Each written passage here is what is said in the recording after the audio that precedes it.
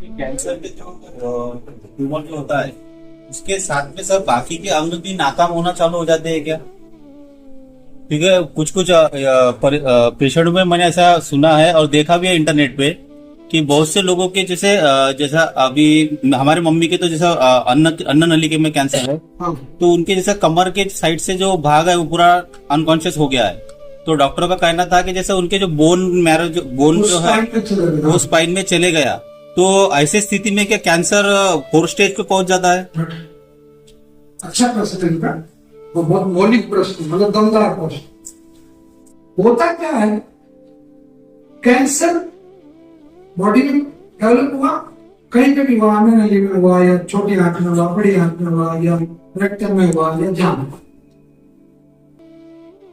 वो स्टेज भी पहली होती है और ग्रेड भी पहली होती है। दो तरह की चीजें होती है, ग्रेड होती है, स्टेज होती है।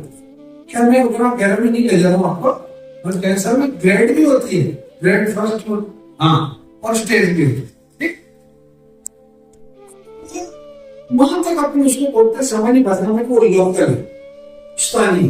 ठीक, वो डेवलप हुआ। अब मैंने आपको बताया था ना, कैंसर की कोशिका नेबर, इनके उत्तर में क्या था, मैंने कहा वो नेबर जो ऑर्गन है उसके पड़ोसी अंग है उनमें भी जाता हूं। ठीक, दूसरा नहीं जाता, खून के थ्रू भी जाता है, मतलब खून के रक्त के थ्रू भी वो कोशिकाएं जो है वो दूसरे अंग में जाती है, परंतु वो काम पूरी बॉडी में। तो उससे फिर सेकंड टारगेट उसका ये होगा कि आपने शरीर के किस अंग को ज्यादा, या जो अंग ज्यादा कमजोर है उसमें वो असर करे। क्योंकि एक बहुत सामान्य सी बात है, पर जहाँ कमजोरी है, जो हमारे गांव में कहते हैं कि कमजोर बाढ़ की होती है, यानी कि भैंसी की होती है, कमजोर भैंसी में बहुत पैर रखता है, तो मैं तो उसको कूद जाऊंगा। लेकिन आप हिंदुस्तान पाकिस्तान की भैंसी को पैर रखोगे धुआं भी निकल जाएगा आपका, तो वो हिंदुस्तान की भैंसी है। तो ये जो स्थिति बनती है, अब वो गया आगे और वो स्पाइन में चला गया।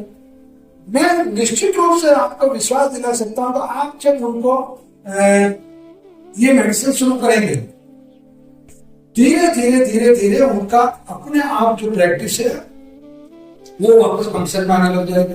परंतु आपको 2 चीजें करनी है, अगर आप संभव है करके, तो एक तो उनको गर्म पानी का एक टब ले लें, गर्म पानी में उनको बिठाएं, मतलब 20 मिनट के लिए, 20 मिनट से, और 20 मिनट बिताएं ठंडे पानी, पहले गर्म फिर ठंडा, समझ में आ गई। दूसरा, उनको कोई मालिश करने की जरूरत नहीं है, आप कंधों पे ऐसे हाथ रख लें, दोनों तरफ 2 हाथ में आ जाए, और धीरे धीरे वो जिस तरीके से पैर हिला सकते हैं, छोटा मोटा जितना ही कर सकते हैं उतना करवाएं, मतलब सिंपल प्रैक्टिस, बहुत बड़े फिजियोथेरेपिस्ट की जरूरत नहीं है, मतलब इस तरीके से करें। और ये मेडिसिन देना आप उनको शुरू करें, तो जैसे जैसे मेडिसिन वो लेना शुरू करेंगे, जैसे मैंने उनको अंकल को बताया था पान वालों को कि भाई आपकी आंख की ऑपरेशन की जरूरत नहीं है, उसी तरीके से उनके पैरों की किसी भी सर्जरी की जरूरत नहीं है, आप जैसे दवाई दोगे वैसे सुधार।